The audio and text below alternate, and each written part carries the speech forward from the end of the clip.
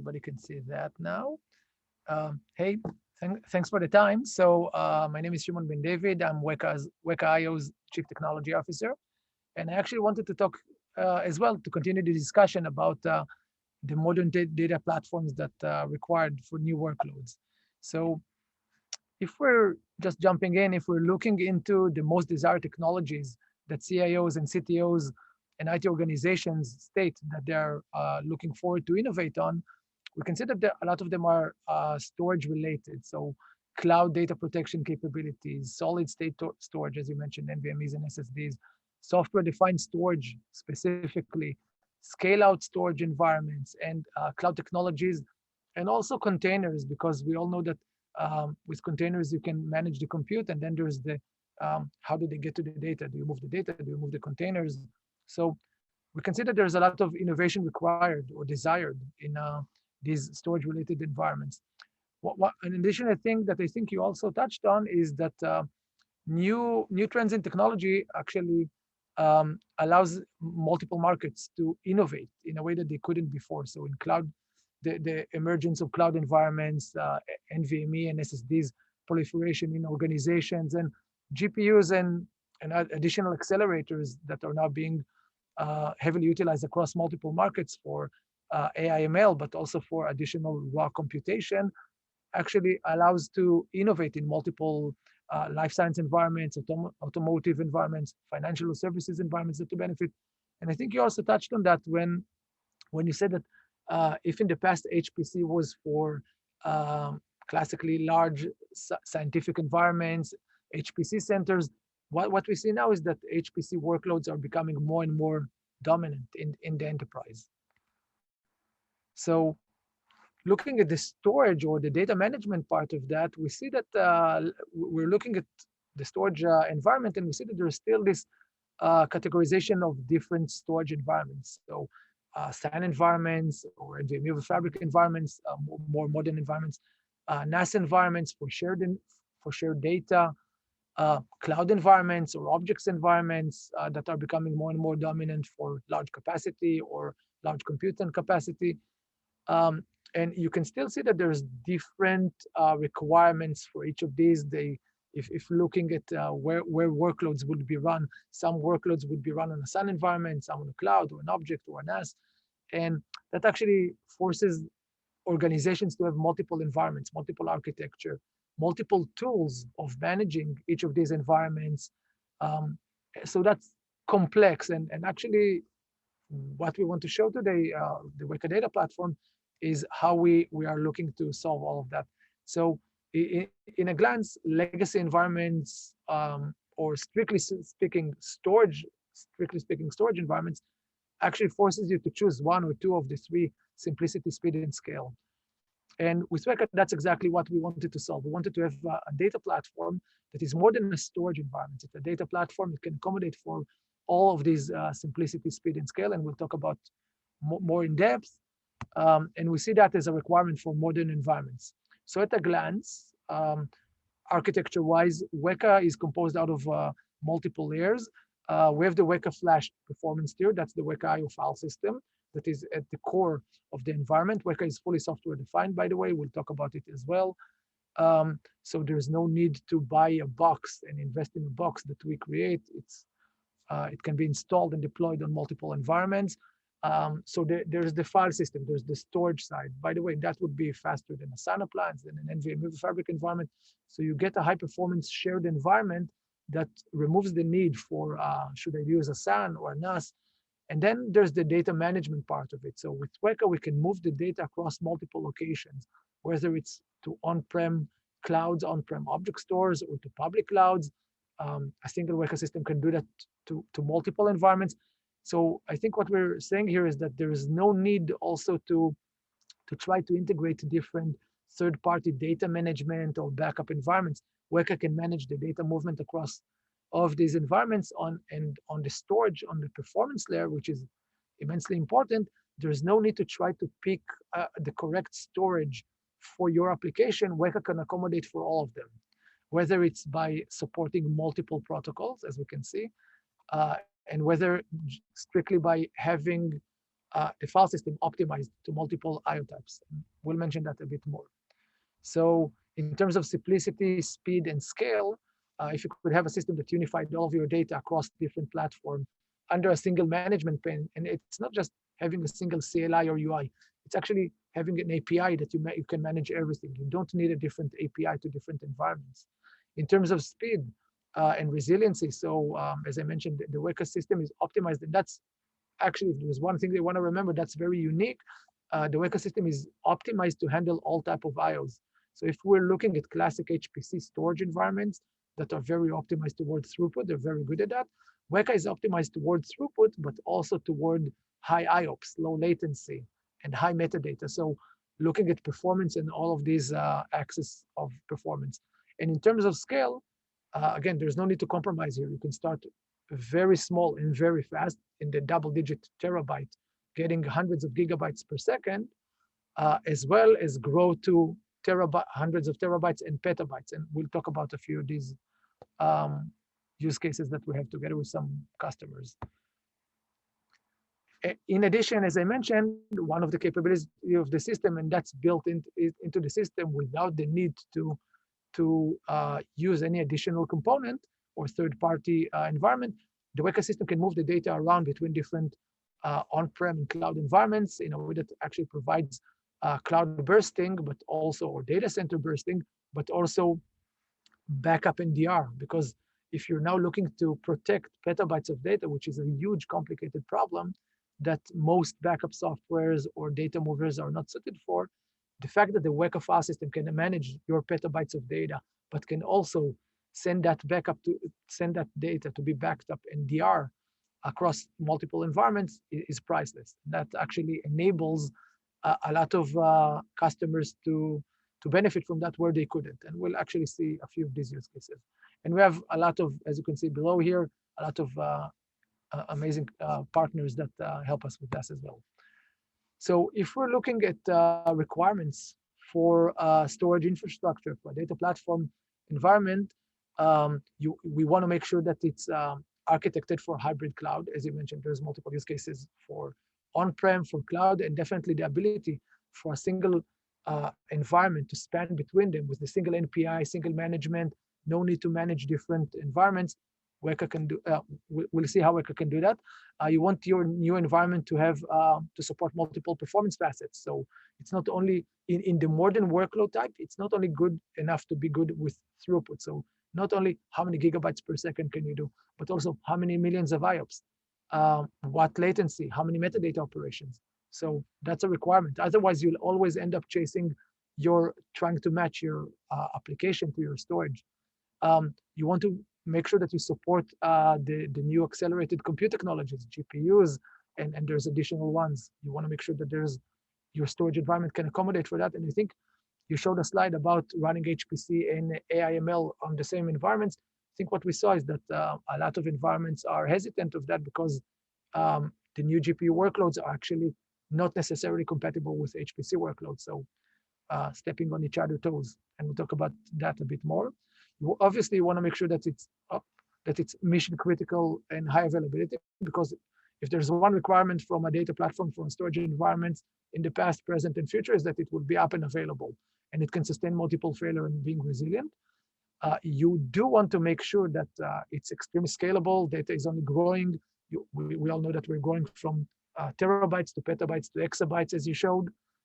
And ease of management is becoming more and more important. And again, it's not only about having a nice UI, it's also about having the correct APIs, or also what you don't need to do when you provision a new environment. How fast how many clicks do you need to run? How many APIs do you need to run when you're creating an environment? What do you not need to choose so the data environment does it for you? That's immensely important because it saves on a lot of time, but also on the errors, because if you don't need to choose, make different decisions, and the system will do it for you, then it's easier to manage and not make mistakes. And then, of course, you want to make sure that you're very dense, because we know data is growing. You want to make sure that you can benefit from new technologies, from new denser technologies as they're being released to market.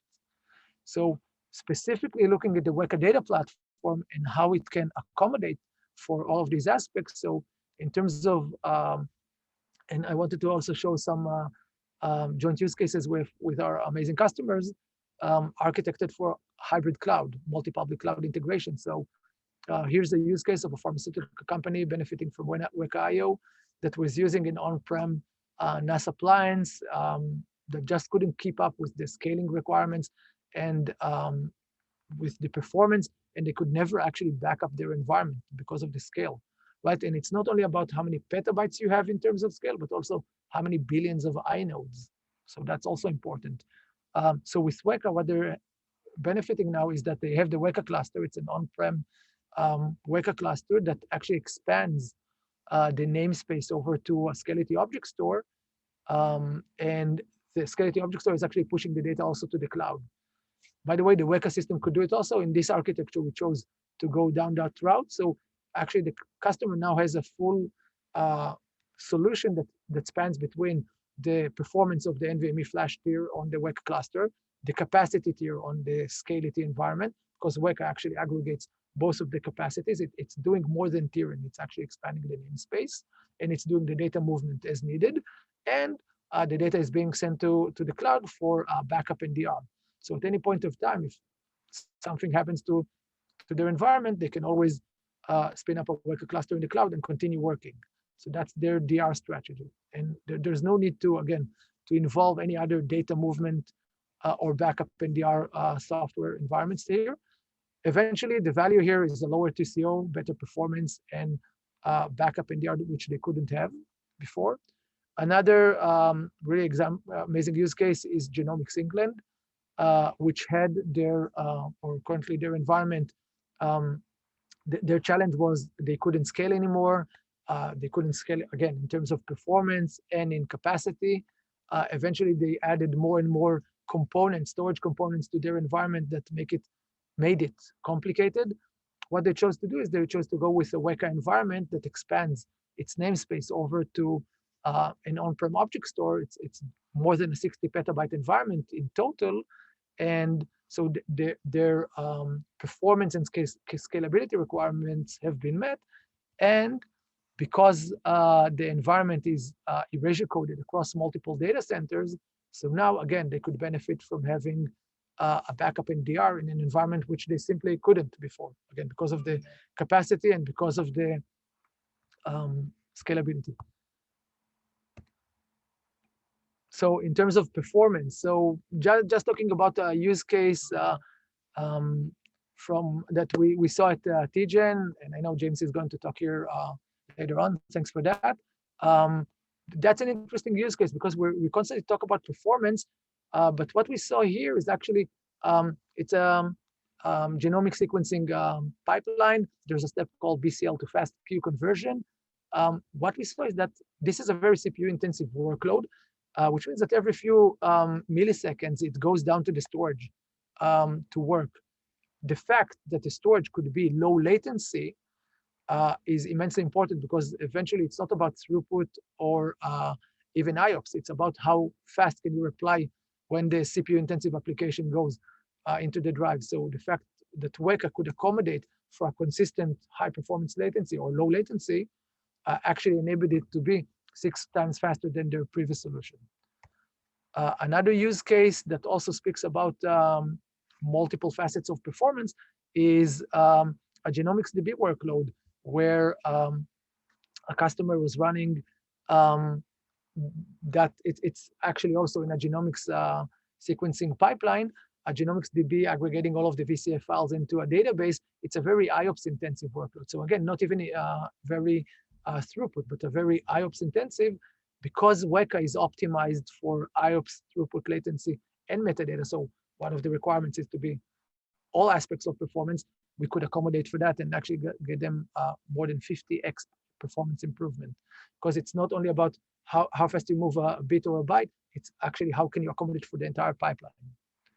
In terms of supporting accelerated computing technologies, so as you know, I will continue mentioning that Weka can accommodate for high-speed workloads as is, but we see, for example, with NVIDIA, that now has came out with or will come out with GPU direct storage protocol. So actually enabling the GPUs to communicate directly with the storage environments, bypassing multiple layers, memory subsystem, PCI switches within the servers.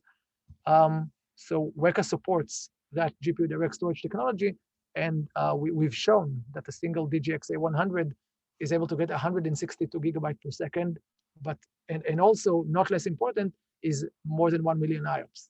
So that combination of throughput and IOPS is really differentiating, and it also means that you can run all of your applications on that environment without the need to try to think about, hey, is this an IOPS file system? Is this a throughput file system? By the way, obviously, all of that was done with a DGX with a single mount point and a single file system, so not even on different file systems.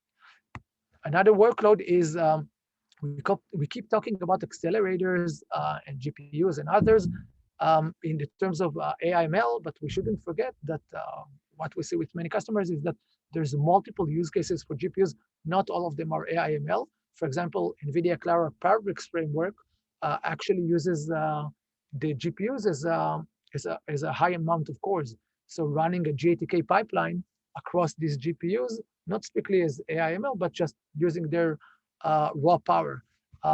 You can see the difference of genomic sequencing going from hours to minutes. Mission critical high availability. So as I mentioned, even though Weka is software defined, fully software defined, we don't have our own box. We have a lot of partners that sell solutions on their servers with Weka. Having said that, we did want to accommodate for resiliency because we didn't want to rely on any hardware technology to do that. So for example, you will never see a Weka with a JBOD or a JBoF or a RAID controller or RAID array. Weka is software defined across commodity servers, and we take care of the data protection in a way that you can lose multiple servers concurrently. There would be no performance impact during that. There wouldn't be a degraded mode when a server fails. The system would know how to rebalance the data. And again, we can only do that because we wrote the data protection ourselves, and we didn't rely on any other underlying layers. And there's more to talk about that, but probably at a different time. Extreme scalability, because we do know that one of the requirements for a modern environment is the scalability. And if we're looking at the left, we're looking at a typical environment, high performance environment where you have multiple types of clients. Some of them could require SMB, for example, IoT environments, scanners, and sequencers, and scopes, and cameras could end up pushing their data over SMB over to a shared environment, and then you'll have your shared environment, and then sometimes it will be a shared file system, and then you'll copy the data to the local HPC cluster, local NVMEs or local SSDs for faster compute. And then in many cases, you'll also copy the data using a data mover, a backup application over to a tape or to a backup cloud. And then if you want to create a DR copy, you'll also need to copy the data. So you need to manage multiple environments with multiple different performance characteristics. So that's time consuming and error prone. And eventually doesn't always work even because with, as I mentioned, when we're going into the petabyte scale, sometimes you simply don't have enough time to do that, to move the data between different environments until it's needed.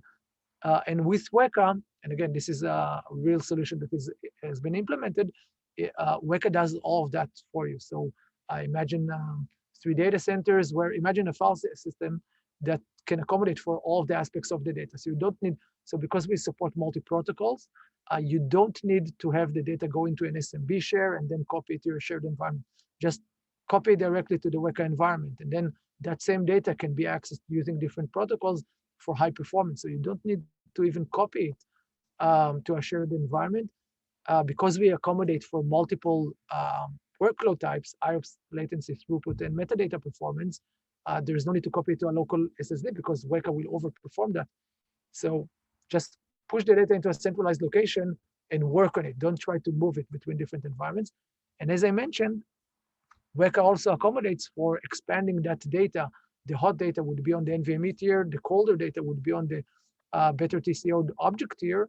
And because the data is erasure coded between different data centers, you do have the backup and DR capabilities inherent into the system. So eventually the value is a simpler environment that you need to manage, less components, better TCO, performance and capabilities that simply couldn't be achieved on that petabyte scale environment before.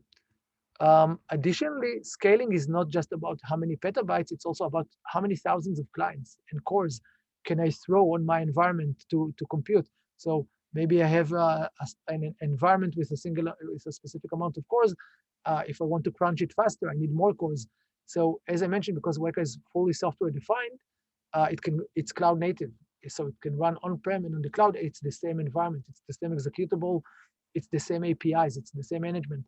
So this is a customer that is running a Weka on the cloud environment, on an AWS cloud environment, and actually they wanted to scale their number of compute servers so they can benefit from the performance that it can accommodate. They actually ran a few thousand cores. They finished the amount of instances across that availability zone. So we enable them to add more instances from a different availability zone. So you can scale with the compute as well as with the storage. Ease of management. So that's a very nice quote that we have. Really speaks about it. So hey, the system can could have provided 200 gigabytes. It did actually, and also the ease of management is compelling. And again, ease of management is not just hey, we have a nice UI, but it's more than that. It's the API, it's the CSI plugin that allows you to easily manage containers. It's the what you don't need to do when you manage your system as well. And that's an image of our pretty UI as well. And then infrastructure density, as I mentioned, it's we see that as important. So because Weka is software defined, there's multiple ways to deploy it. We're all familiar with hey, let's take servers, off-the-shelf servers with NVMEs, install Weka on top of that, and we have a dedicated storage environment. And we see that as a large utilization of the environment. What we see that is growing more and more is the converged compute and storage environment, because we see a lot of customers that have invested already in GPU servers that have a lot of local NVMEs, or CPU servers with a lot of local NVMEs, and they want to utilize that local investment as well. So what Weka allows to do, it actually is capable of being installed in a converged mode where it's fully segregated and it's in its own container on the compute server. So it's limited in the amount of resources that it can take, limited in a good way. It means that it wouldn't, you can limit it to any amount of resources. It will never take more than what you limited it to. And then your compute and your storage are living on the same server. So imagine an environment where you have, and we have customers like that, and I think some of we'll hear about more of these in this today. Imagine an environment with 10 GPU servers, 100 GPU servers, or more that have local NVMEs. They have Weka. So now you do have the same API, same control of the Weka parallel file system, and there's no need to add an additional external investment box software to have an external storage. So Weka would provide that shared environment on your converged servers. So basically you can scale with your compute as well. And then obviously the cloud environment is immensely important because you can also scale to the cloud. And again, as I mentioned, it's the same environment, same API, same management. Additionally, as I constantly mentioned, because Weka is fully software defined, we have a lot of partners that actually enable that. And there's, I think every partner that you see here actually has a Weka solution that they can provide to a customer. So just by going to each of these and saying, hey, I need a Weka solution for that amount of capacity or for that amount of performance, they already have the BOM that enables that. I think that with that, I will finish. I'll be glad to answer questions if any came up. Yes, Shimon, there was a question that came in over the chat by Daniel Gruner. How do you support parallel I/O, MPIO, for example, on Weka? Do you support integration with platforms like HPSS? So we do see customers running MPIO on Weka, and actually there's a few HPC benchmarks that are doing that, just that. I'll be glad to take that offline and show that specifically. Okay. Thank you for that, Shimon.